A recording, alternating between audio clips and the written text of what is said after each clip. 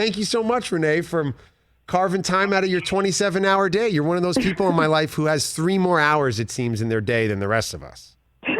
No, thank you for having me, Ben. I really enjoyed that. That was one of my first ones, and you came out there swaggy with the sneakers, and I thought, okay, sneakerhead. So we felt a connection right away. Had the chance to host a show with Renee, GM School, where aspiring front office executives for the NBA got put through a series of challenges, and Renee was one of the judges. You got a chance to host a game show. I would imagine growing up playing basketball, you never thought game show host was going to be in the future. Now here you are as an owner of a basketball team.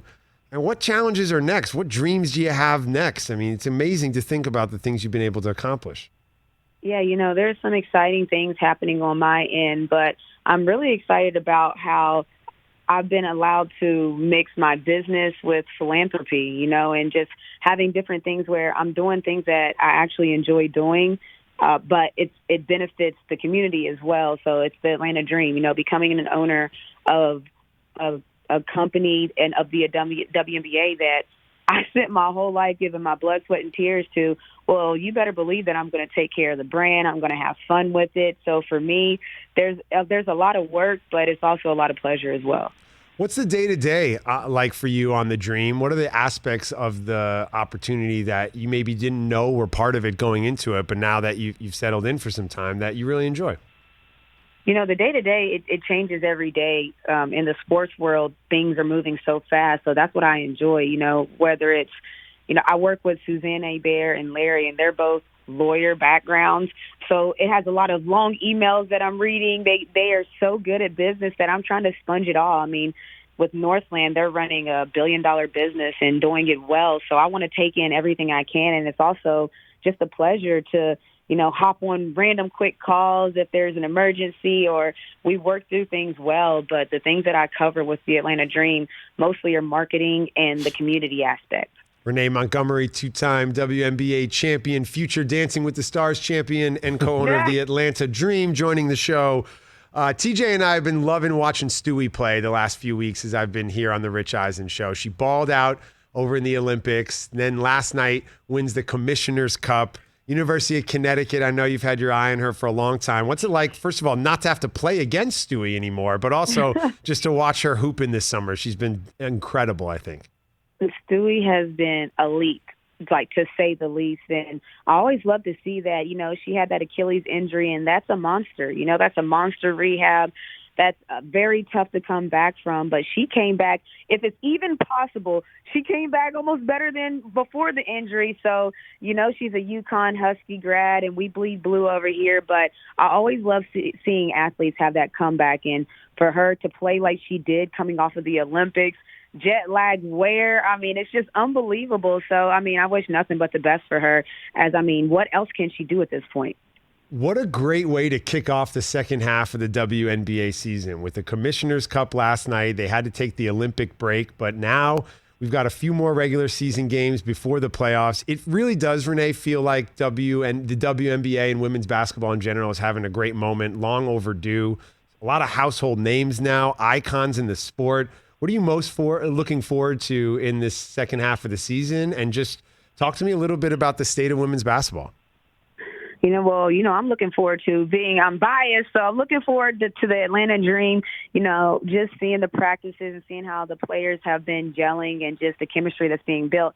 I'm looking forward to us having some sort of second half run, and then just the playoff run. It's fun in the WNBA, just like in all other sports. It's going to come down to the last games, and teams are going to be battling out in the end. So I'm excited for that, and just the future of the WNBA is very bright. When you look at the young stars in the WNBA, when you look at the people that are attaching themselves, the brands that are starting to get eyes on the WNBA, everyone can tell the trajectory. And so for me, as a player, that when I came in, it was always scary if we would have a season the next year or not. There was always talks of folding and how stable is the WNBA. Well, that's long gone now. It's a very stable league with a bright future. Renee, we joke on this show often that the celebrity who makes sense in every single room is Snoop Dogg. If you see Snoop sitting courtside at a WNBA game, Snoop loves hoops. There he is. If you see him at the High Times Awards, Kids' Choice Awards, doesn't matter. Snoop makes sense in the room. You are climbing up that list, Renee. You were climbing up the make sense in the room list because you have so many interests and passions outside of basketball. Let's talk NFTs. You launched an NFT series with the Heartland Group. How did that whole thing come together? That was a part of me. Basically, Heartland Group produced my podcast, Remotely Renee, when it first came out. And so I already had that connection made with them. I already knew their creativity was off the charts. So I told them my ideas, and we were very specific. We were like, we want it to be a hologram. We want it to be this. And they brought every single idea to life. So it was really exciting. I made my NFTs, my starting five, about 5 big moments in my career, whether it's when I retired, whether it was when I broke the WNBA record for 3.5, just big moments in my career. I made 5 of them. And, they're on OpenSea right now. And it's exciting because the NFT crypto world is exploding, and I hope that people support the women's side like they do the men's side because I've seen the numbers over there. So I'm hoping that some people start bidding on my NFTs because we really put some time and energy into them. Makes sense in the world of NFTs, and you make sense in the world of gaming. I know you're up late nights twitching and playing games, and we were just talking about old Nintendo games. You have to blow on the cartridge. Gone are the days of that with gaming, but talk to me about your gaming career and what you love about video games as a grown woman, by the way. Yeah, as a grown woman, let me blow your mind. The thing I love most about video games is that my 13-year-old son who is into gaming will think it's cool, the doper things I'm in. So I want to be that cool mom that is like in the Fortnite game that my son is playing, and then he's killing it in his Fortnite game, and I'm popping up on the screen. That's goals for me. So those are the kind of things that get me excited. I also am really into tech, so gaming goes hand in hand with tech, that world. But I have a child that loves gaming, so, you kind of tend to veer towards what your family's into. And I know you come from a family that loves sports, so to see you now broadcasting games, they must get a real kick out of that. You're out there doing Summer League, you're doing Atlanta Hawks games. What is it that you enjoy about broadcasting, and how do you connect to the game or approach the game a little different than as a player or an owner or all these other ways you've been involved? I would just like to say right now, Ben, you're killing it as this guest host. I'm seeing tweets of people tweeting about when are you going to guest host next? So whoever's listening to this right now, y'all got to have Ben back. But, yeah, for me, it's just staying connected to the game. It's staying connected to a sport that I grew up loving. Like, I loved it since I was young. So when people hear me call the games and they talk about my energy and my excitement, that's real. I really am excited and have energy for watching whatever game it is because if it's sports, then I'm excited about it. I love competitiveness and I love the game of basketball. So it's just really been a treat to be here in Summer League where you see some hungry players. You see players that are trying to make an NBA roster, trying to change their lives. And so we saw technicals. We've seen people get thrown out. We saw bloody ears, bloody eyes, and people are going for it. So for me, that's fun. I like to see basketball. I'm a basketball purist, so I love to see people go at it. Renee, I love watching you on the broadcast. I really appreciate you calling in, making our show better today. And what's so great about Renee, and Brockman, you'll appreciate this as a degenerate gambler. Absolutely. Renee pays off on her bets in like Yeah. a real way. And I just want to say thank you, Renee, because the Chosen Family Chardonnay you sent me when the Knicks beat the Hawks in December was delicious. And I also... You know what? This is a great example of sometimes you lose the battle, but you win the war because we did lose that game to New York, and I had to send you that bottle of wine. But we know what happened in the conference semis, so I'll take a wine to advancing in the next round, my friend. I know. I was just about to say, I also thank you as a friend for not wanting to make a playoff bet. So thank you for that.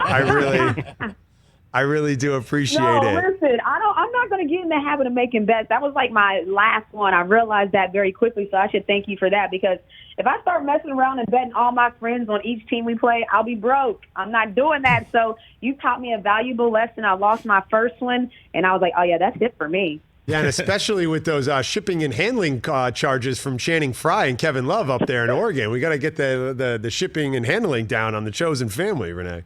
Listen, I'm never going to be mad at what people charge to get their products out and get their products right. So I'll pay it. If you want it, you got to pay it. Well, I appreciate you you sending that my way. It paired nicely with a grilled fish. It was delicious. Yes, thank you.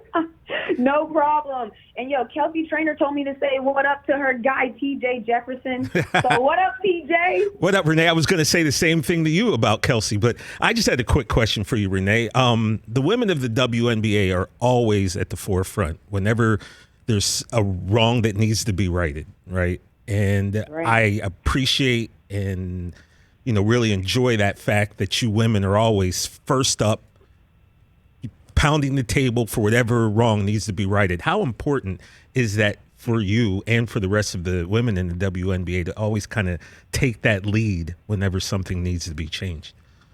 It's very important. I think that the women of the WNBA understand their platform, and sometimes it's not on athletes to have to speak out, but when athletes understand their platform and want to speak out, it's very powerful, and you can see it. You can see what happened in 2020. You can see what the Atlanta Dream players did in 2020. You can just see what happens when athletes collectively come together and use their platform to speak on things that they're passionate about.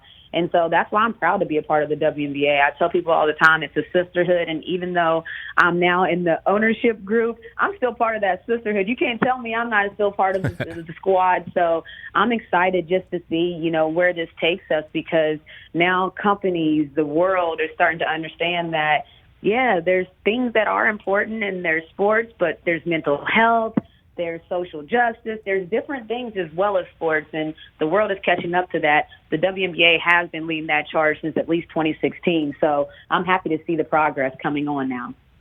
Renee Montgomery joins us, the two-time WNBA champion, owner of the Atlanta Dream. She got the NFT drop with Heartland Entertainment. She's on the Atlanta Hawks pregame, postgame. I'm running out of accolades here. I mean, this is ridiculous, Renee. The resume. Homie of Ben Lyons. Don't forget the dopest line. Come on now. 27-hour day. I'm telling you, that's what she's living. Also, Ben, I don't know that the Rich Eisen Show has an official WNBA team. I mean, we're fans of them all. But, if Renee wants, we that could. Ain't nothing but a thing. It was all a dream.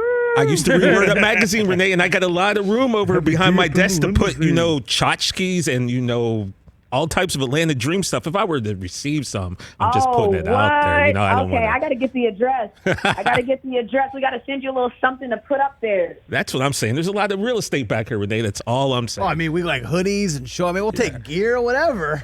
Renee, their allegiance is up for sale, but you know who I'm rolling with, Renee. You don't even have to ask, do you? Say less. Thanks, fellas. Renee Montgomery joining the show. Diehard Sparks. I'm a about a diehard honey Sparks named fan. Renee. I root for the Dream. I want to see them do well, but I'm a Sparks guy. Sparks guy till I die. Hey, you watched all the way to the end. Thanks for that. Watch more right here.